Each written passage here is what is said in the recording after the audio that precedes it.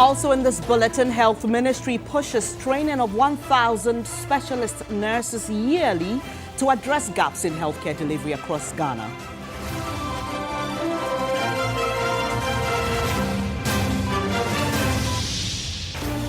And later in the bulletin, government moves to reform rent laws, replacing outdated 1963 and 1986 acts with modern consolidated legislation.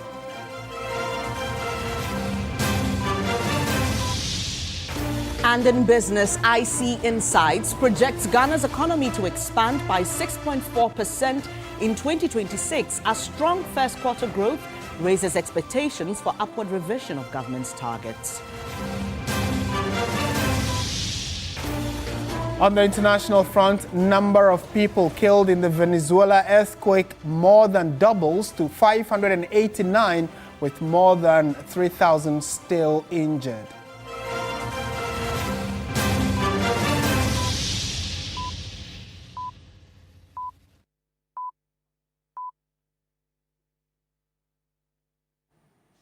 We have details of all these stories and more. We are settling and starting from developments that the Interior Minister has just revealed, which is that the minister is indicating that government is considering introducing an executive order that would make drug testing a mandatory requirement for employment in both the public and private sectors.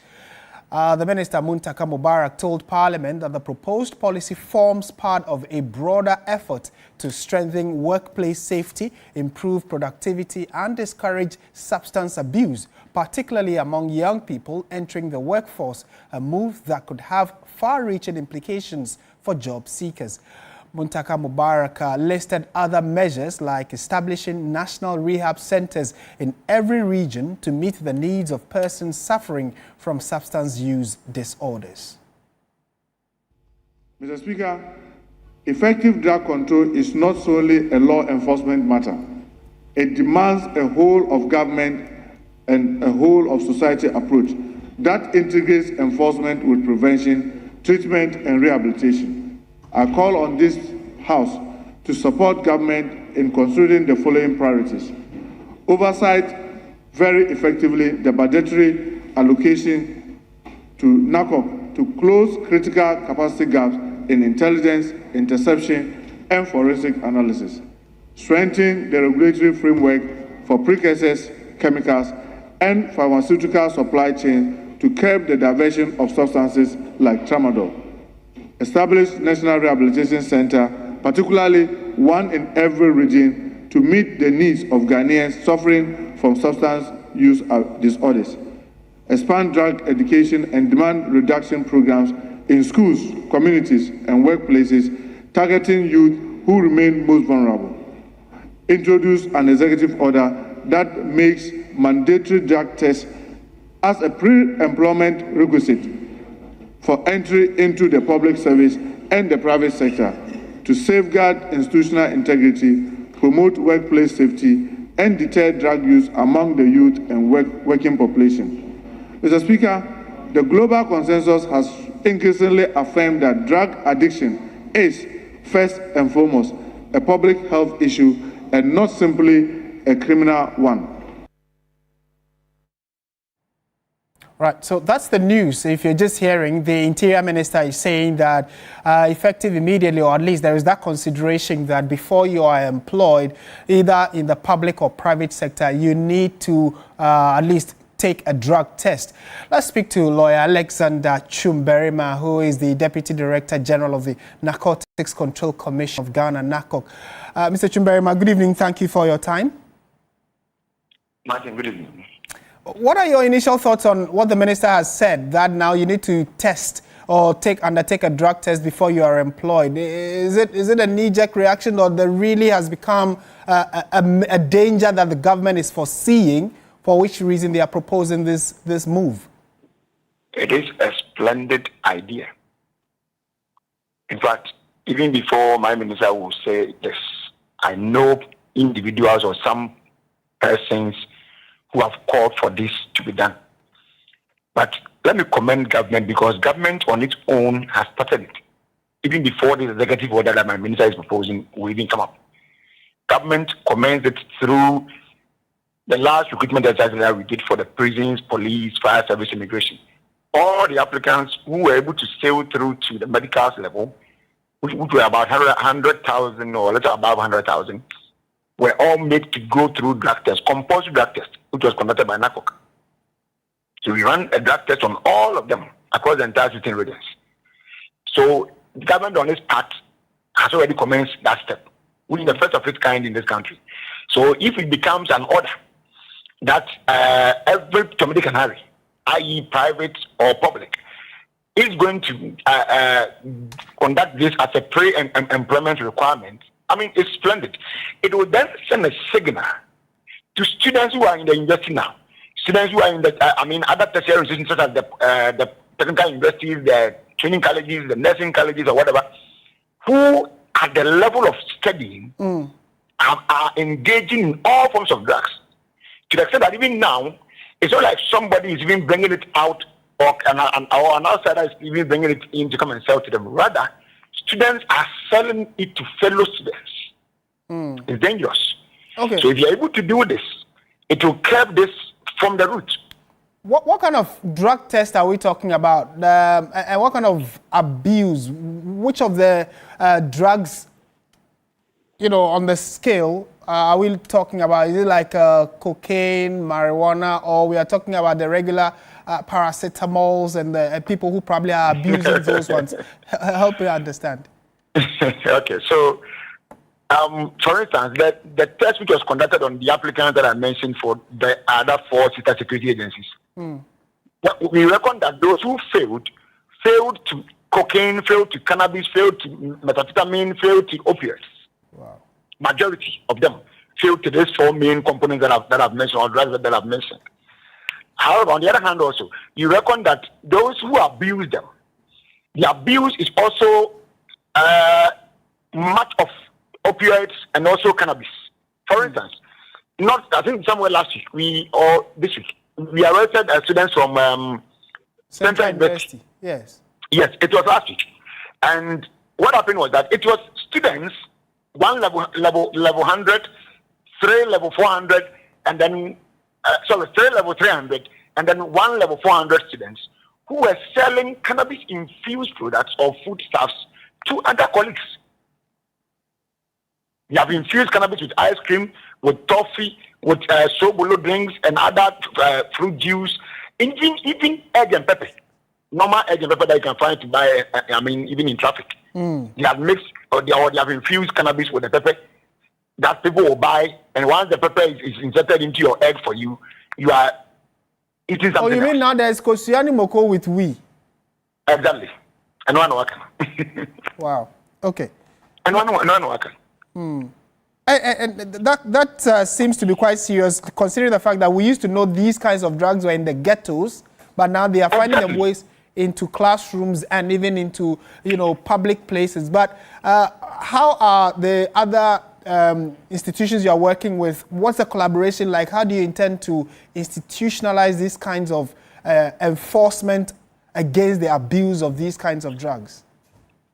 Well, when it comes to the security level, with other sister security agencies, that one is even undisputed. Our working relations is superb. The likes of NIB or now BNI, Signal Bureau, police, immigration, name them.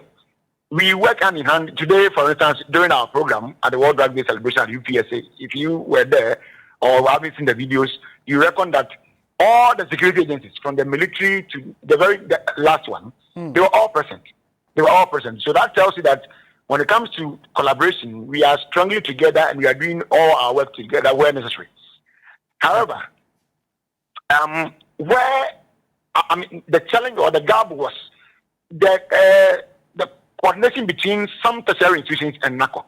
But I can say without fear that now they are also opening their doors. They are also opening their doors because, for instance, if you look at this program that we have today, it was done at UPSA and it was a collaboration with the management or the leadership of UPSA alongside NACOC, where they agreed to even give us a discount, a very good discount for the hall that we even used to do the program, and also made their students available for this program.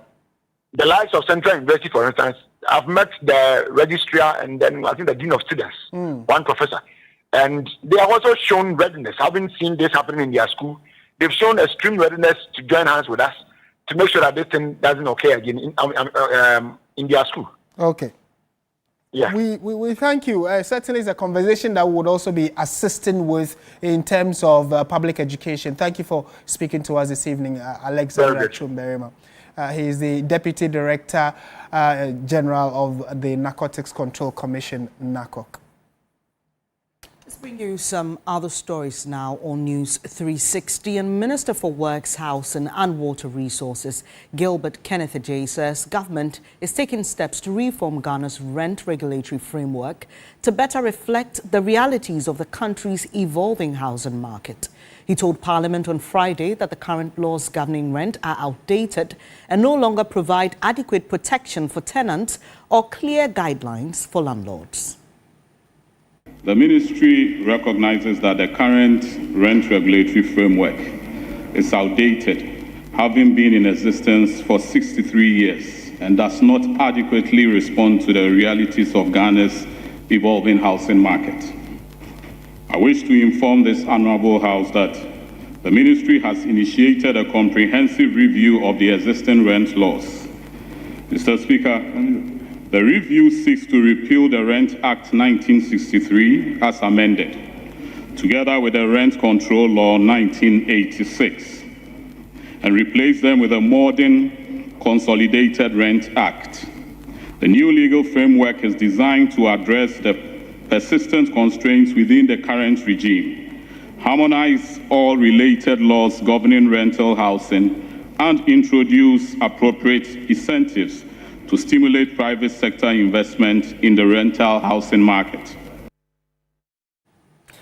In more news this evening, government says healthcare investment is top priority with nurses at the heart of the plan.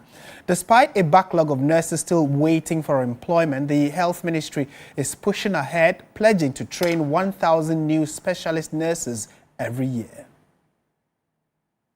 According to the Health Minister, gaps persist in healthcare delivery across the country. To improve care nationwide, Kwabena Minta Akando says more professionals must be trained in specialized skills to meet international standards and secure Ghana's future. We are targeting to train a minimum of 1,000 students every year. Yeah, so there's a gap in our healthcare, service delivery. We lack some specialties in the system. And so we decided to train more to fill those gaps and again to also help the government labor exchange program, because we have a lot of these health professionals who have been trained and yet they are at home and they cannot get employment. But when we sign the MOU with the countries, they come with these requirements. And so we decided to train more of these specialties. And so we are starting with about 4 institutions as a pilot. So we are starting with Tamale, Kolebu and Komfanoche. The Minister for Health assured nursing training allowances are being disbursed without delay, unlike in previous years. We are paying the allowances. As for allowances, it's something we are paying regularly. I don't think there are any delays in the payment of the allowances. I think that we are on time and we are paying the allowances on time. But the challenge runs deeper. Deputy Health Minister Dr. Ayensu Dankwa revealed a backlog of nearly 100,000 nurses still awaiting employment. Since 2020, only 26,000 have been absorbed, a worrying shortfall. Those nurses at home, at some point, we need to employ them. But as you know, that the government this year we're employing 26,000. Every year we try to employ 26,000. But so far there's still a huge backlog. Since 2020, we have not really hired nurses. And even 25, we've hired some of them. Only this year have we even opened up our portals for the 2021 group. So we will need to find a way to manage this huge backlog.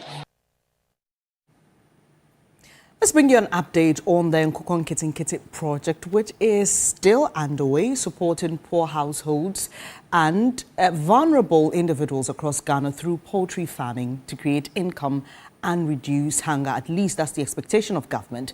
But as beneficiaries prepare to sell matured birds, access to reliable market has emerged as the major challenge threatening the sustainability of the initiative.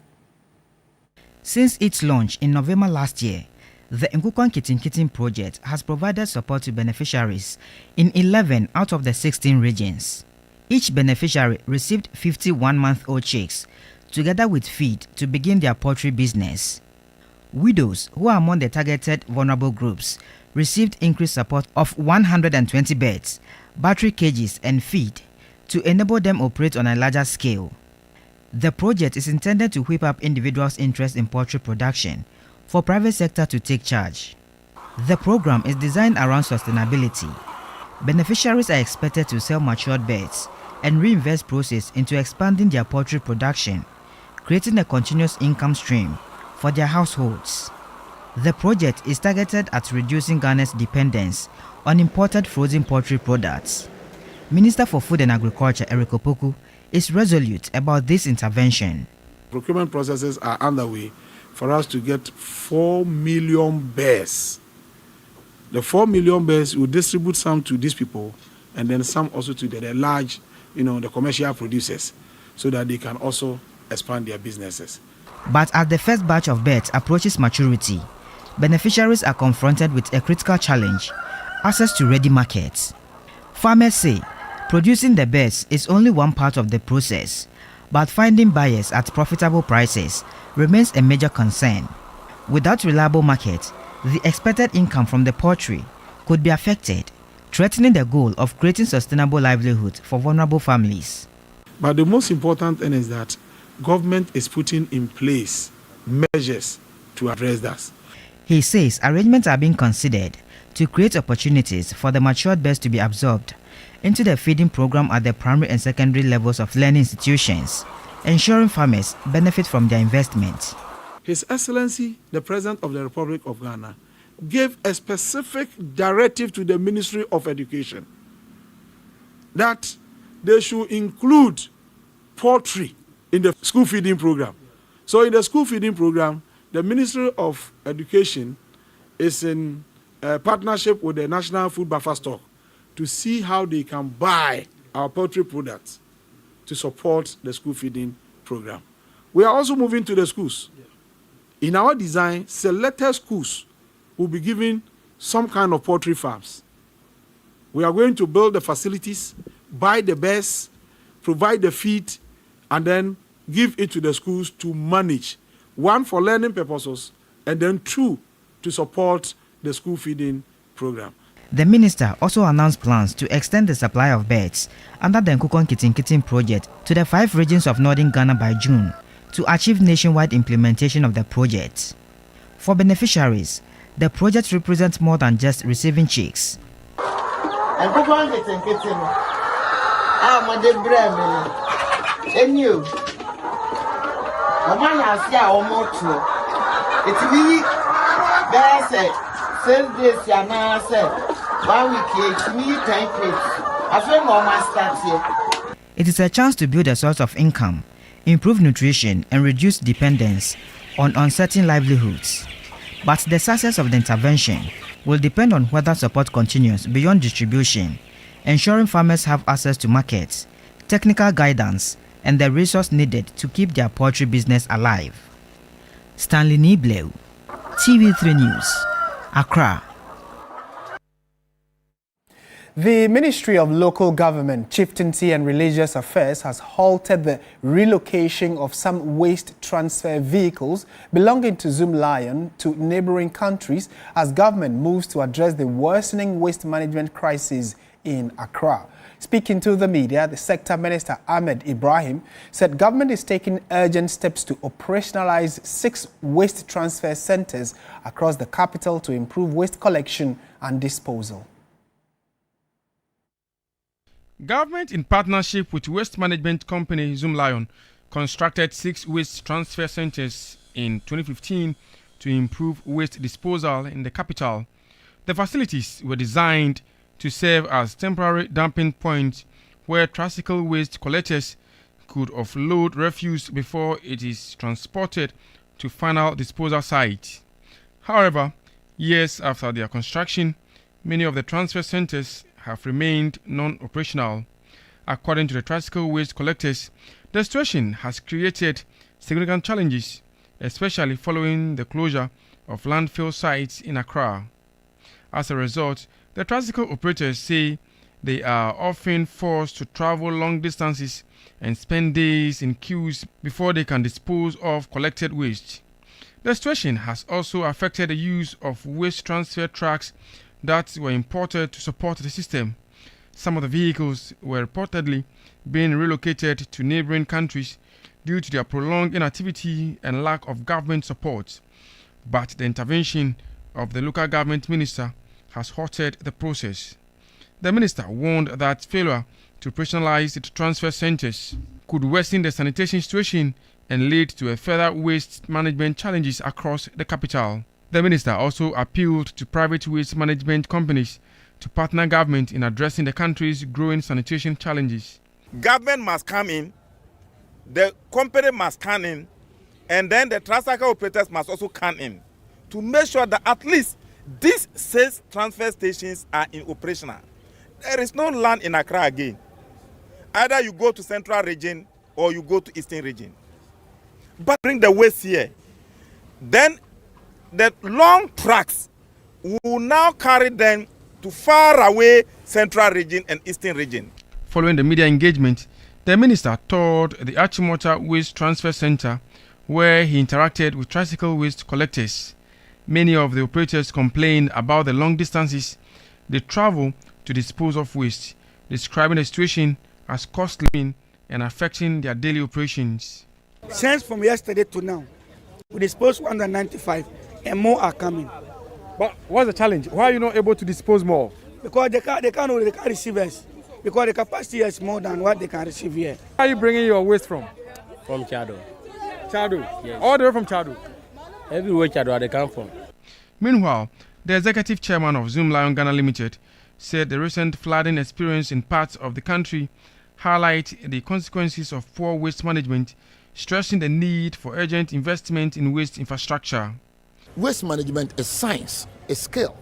It's not just job for cooperatives. It's not job for boys. No. So the concept and the fundamentals of waste management, if it is destroyed, you see flooding. Waste management remains one of the biggest challenges confronting the Greater Accra region and other regions, with the closure of landfill sites placing enormous pressure on existing waste disposal systems. Joseph Armstrong, Gold Aligwe TV3, Achimota, Accra. Now, MTN Ghana has officially brought the 2026 edition of its annual 21 Days of Yellow Care campaign to a close. The campaign ended with the presentation of refurbished hospital equipment to the Achimota General Hospital, with MTN reaffirming its commitment to improving healthcare through partnerships and volunteerism. Throughout the 21-day Yellow Care campaign, MTN employees undertook activities such as donating and refurbishing hospital beds, bedside lockers, drip stands, metallic cabinet, and other essential medical equipment.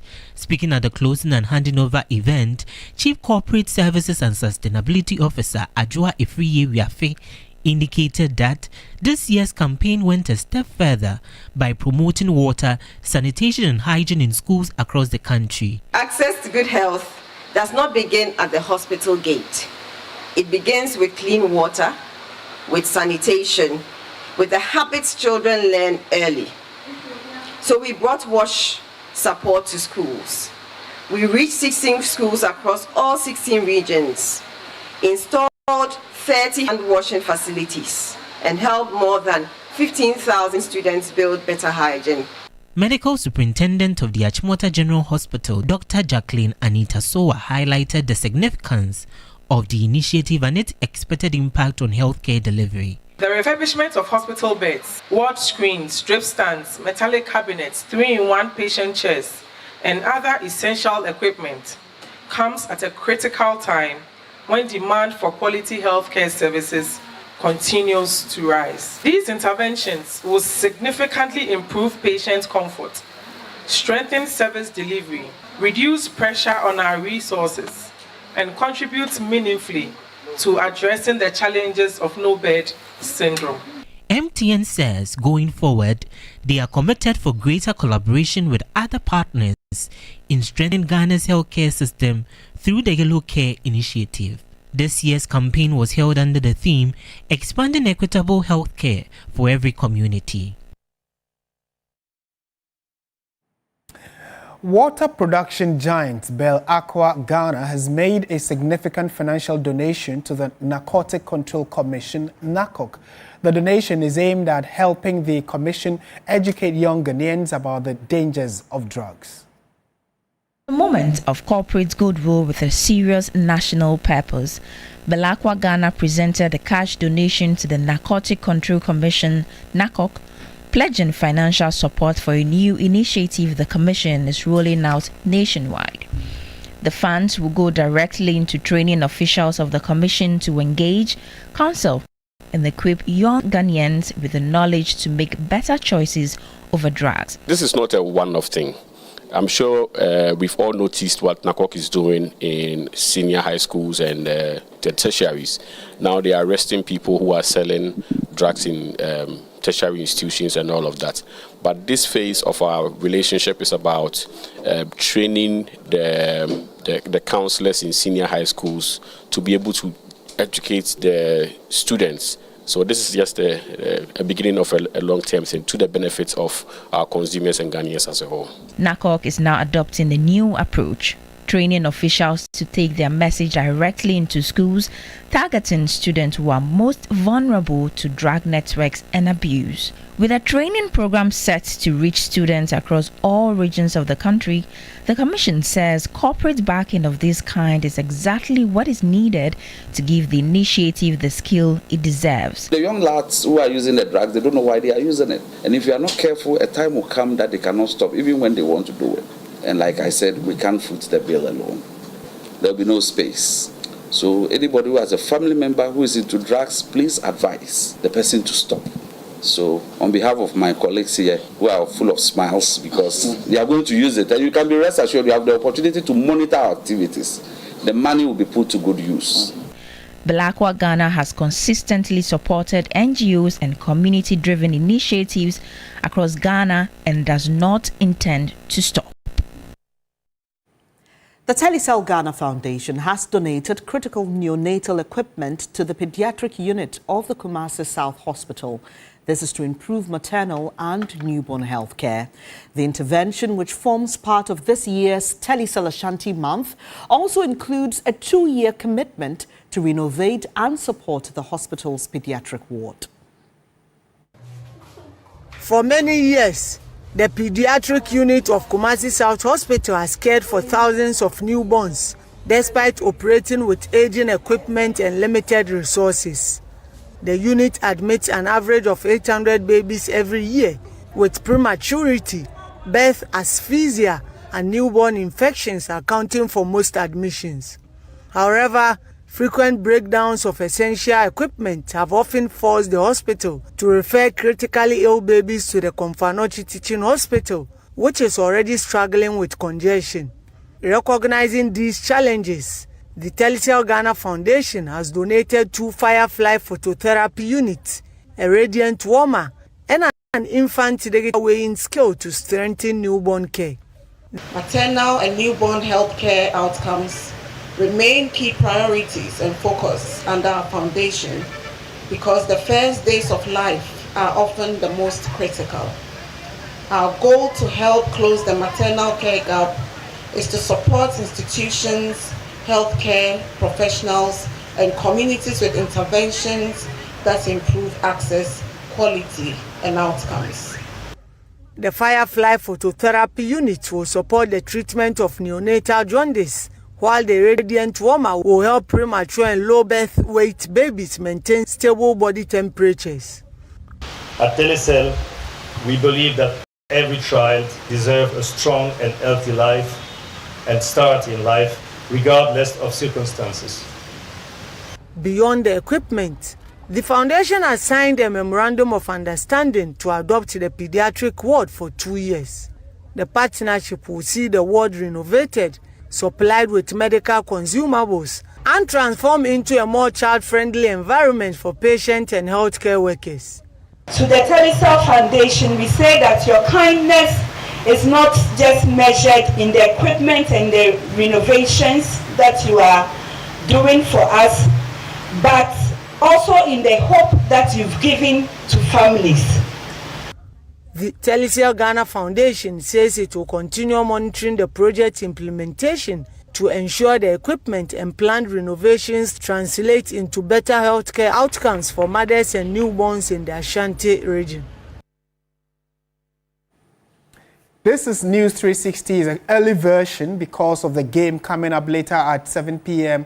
between Senegal and Iraq. It will be live here on TV3. Stay with us. When we return, we'll let you know what's happening in the world of business.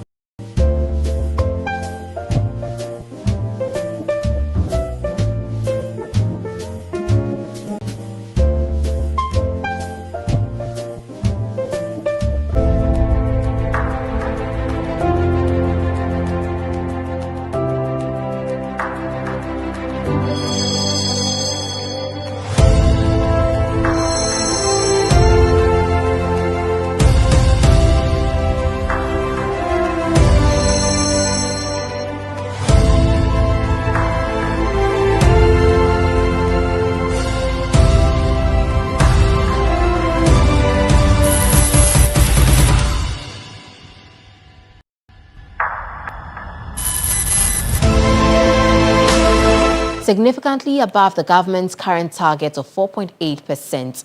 Now, the firm says stronger than expected first quarter economic performance, easing inflation, improving consumer spending and resilient services sector growth are likely to prompt the government to revise its growth forecast during the mid-year budget review next month. Ghana's economic recovery is expected to remain on a strong trajectory this year, with investment research firm IC Insights maintaining a growth forecast of 6.4% plus or minus 0.5 percentage points for 2026. The projection follows first quarter gross domestic product figures, which showed the economy expanded by 6.4%, outperforming the government's full-year growth target of 4.8%. According to IC Insights, the stronger performance reflects broad-based economic momentum driven largely by higher consumer spending, lower inflation and sustained expansion in the services sector. The report highlights robust growth in wholesale and retail trade, information and communications technology, and transport services as key contributors to the improved economic outlook. It says the sharp decline in inflation to 3.2% in March this year, from over 22% a year earlier, has boosted household consumption and business activity. While agriculture slowed due to weaker cocoa and fishing output, IC Insights believes the sector will recover later in the year, supported by government's planned $1 billion cedi-denominated domestic bond to finance cocoa purchases. The firm also expects the government to raise its official economic growth target during the mid-year budget review in July, reflecting the stronger than anticipated performance of the economy. Ghana's benchmark interest rate has fallen sharply from its crisis-era highs, but businesses are still paying some of the most expensive borrowing costs in Africa. The new president of the Chartered Institute of Bankers Ghana says recent declines in interest rates are encouraging and expects conditions to improve further in the months ahead. Interest rates in Ghana soared above 30% during the country's economic crisis, pushing up borrowing costs for businesses and households. Since then, conditions have improved considerably. The Bank of Ghana's policy rate currently stands at 14%, while the yield on the 91-day Treasury bill has dropped to just about 5%. Despite the easing in benchmark rates, lending costs remain elevated, with many businesses continuing to struggle to access affordable credit. Speaking at the institution's annual general meeting and elections, the newly elected president, Dr. Ellen Ohene Afakwa, said there are growing signs that the interest rate environment will continue to improve. Even though comparatively it may look high, we think that we are at our lowest bottom when it comes to interest rates. Moving from 36 to 5%, I think is a great achievement, and we are on the right trajectory as a country. Turning to her priorities, Dr. Ohene Afakwa said artificial intelligence will be a key area of focus during her tenure, with plans to integrate AI more strongly into professional banking education and training. Going to build on generative AI, agent AI, all the aspects of AI built into our curriculum to make sure that our members are relevant. In the next 2 years, our focus is to ensure that we really build on the innovations they've started, build on the physical infrastructure and also the digital infrastructure that the outgoing president and the council have started. We'll now wrap up the segment with updates from the forex and commodities markets. I am Minu Afol.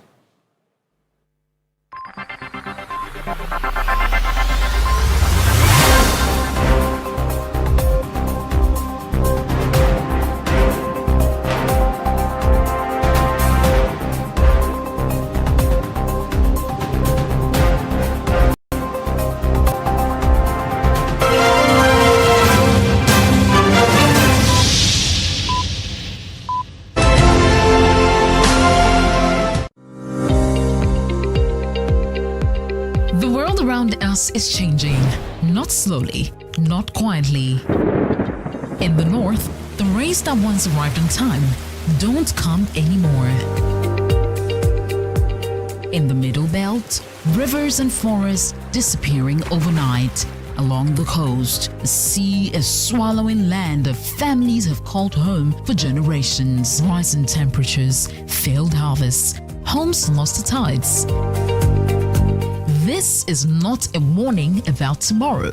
This is the world right now.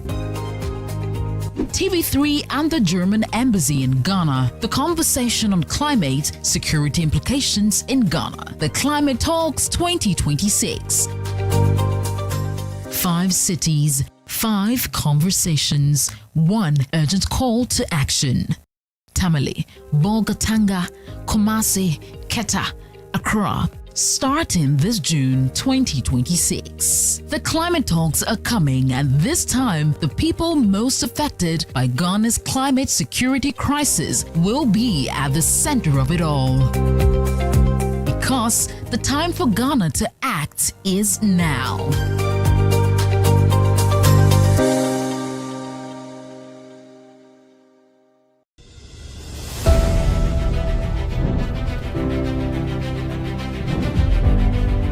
In a world full of noise, clarity matters. Stories shape us, ideas challenge us. An honest dialogue moves us forward. This is a space for depth, where voices are heard and perspectives matter. Conversations with Dr. Abinanya Kwasumeni, coming soon on TV3. TV3, first in news.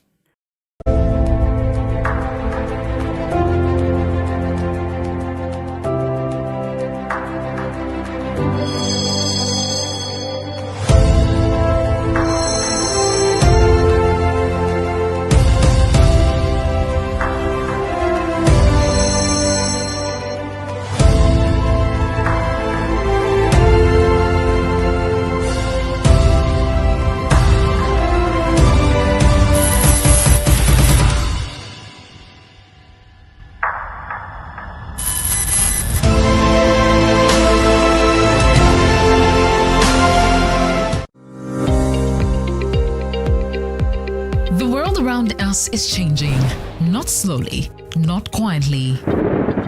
In the north, the rains that once arrived on time don't come anymore.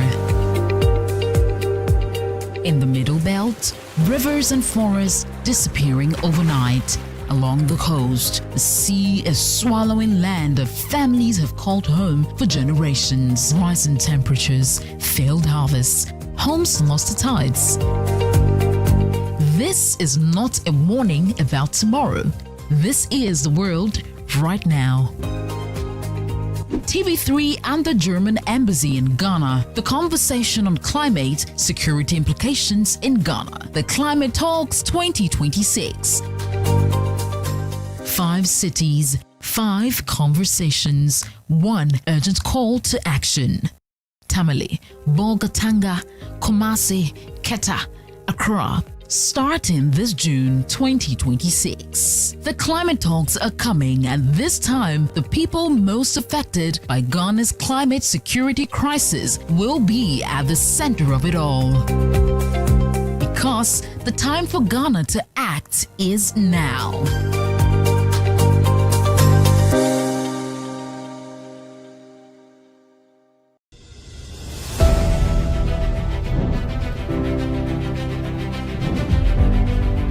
In a world full of noise, clarity matters.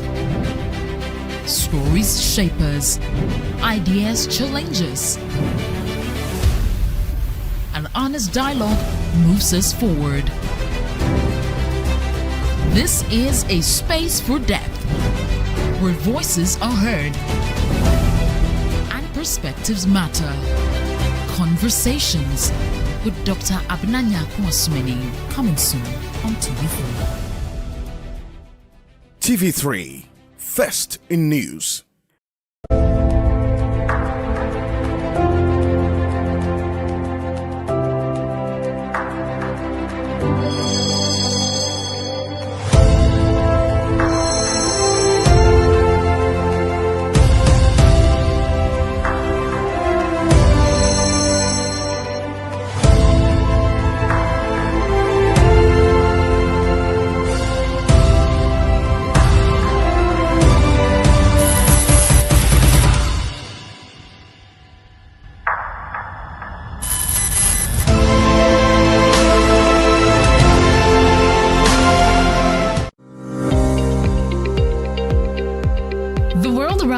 pace is changing. Not slowly, not quietly. In the north, the rains that once arrived on time don't come anymore. In the middle belt, rivers and forests disappearing overnight. Along the coast, the sea is swallowing land that families have called home for generations. Rising temperatures, failed harvests, homes lost to tides. This is not a warning about tomorrow. This is the world right now. TV3 and the German Embassy in Ghana. The conversation on climate security implications in Ghana. The Climate Talks 2026. 5 cities, 5 conversations, 1 urgent call to action. Tamale, Bolgatanga, Kumasi, Keta, Accra. Starting this June 2026. The climate talks are coming, and this time, the people most affected by Ghana's climate security crisis will be at the center of it all. Because the time for Ghana to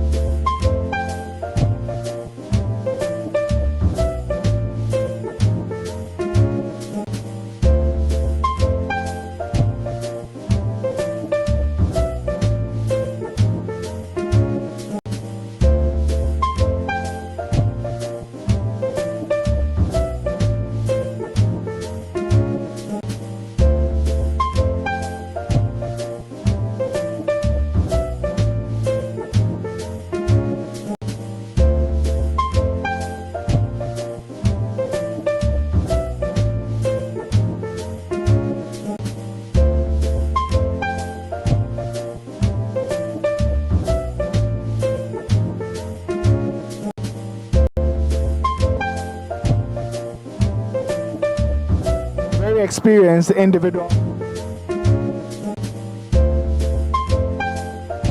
With regards to concerns on his style of play, he said that, there's been talks about attacking and defending, and maybe he's a bit too defensive and all of that, because the stats do suggest so.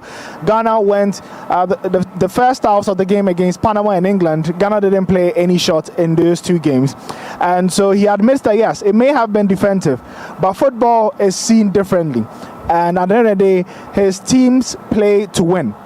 It's not about attacking, it's not about defending, it's about playing to win. And he also further went on to add that Ghana did attack. They attacked the space. They made sure that they won their duels. They wanted it. They won. They had the fighting spirit, and so that for him is what is entertainment, and Ghanaians can expect more of that as the team will play to win against Croatia. Antoine Semenyo equally responded, stating that he knows that playing in such a system means that he needs to work harder off the ball, but he's been at Bournemouth, he's used to it, and if it's for the greater good of the team, he doesn't mind sacrificing, and he's sure that his opportunities up front would come and he'll be able to start scoring again. I think those were the key points that were highlighted. Top of the agenda was also the issue with VAR. Thanks very much, Oriku, there giving us all the updates from Philadelphia on what really happened at the press conference that was held today. Remember that the 2026 FIFA World Cup will continue on TV3 this evening. In a few minutes' time, Senegal will come up against Iraq, and we'll be bringing you that game live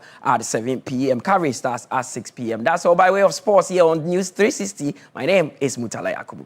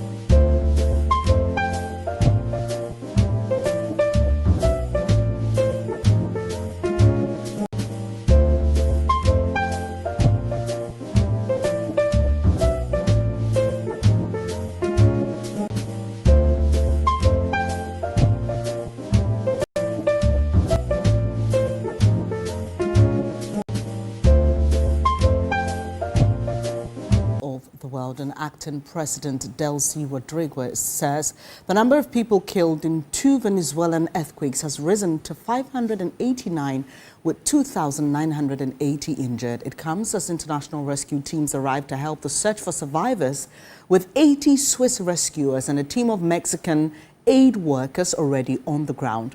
Local teams searched throughout the night in collapsed buildings in Caracas and the state of La Guaira, with people heard calling for help from under the debris. A doctor in La Guaira says the 2 main hospitals in the state are completely overwhelmed with a critical lack of medical supplies.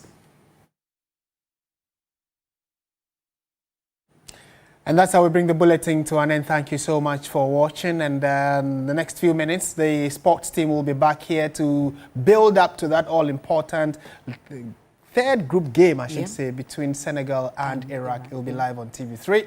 My name is Martin Asiedu Date. Thanks for your company. Have a good evening. I am Bernice Abubedu-Lansa.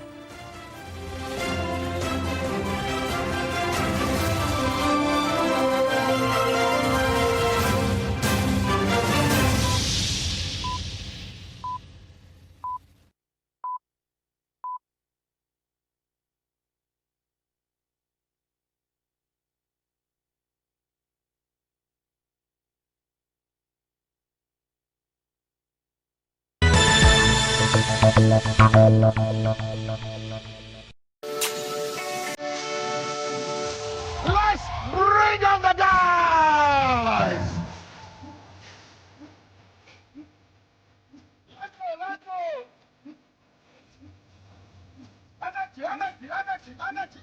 Energy!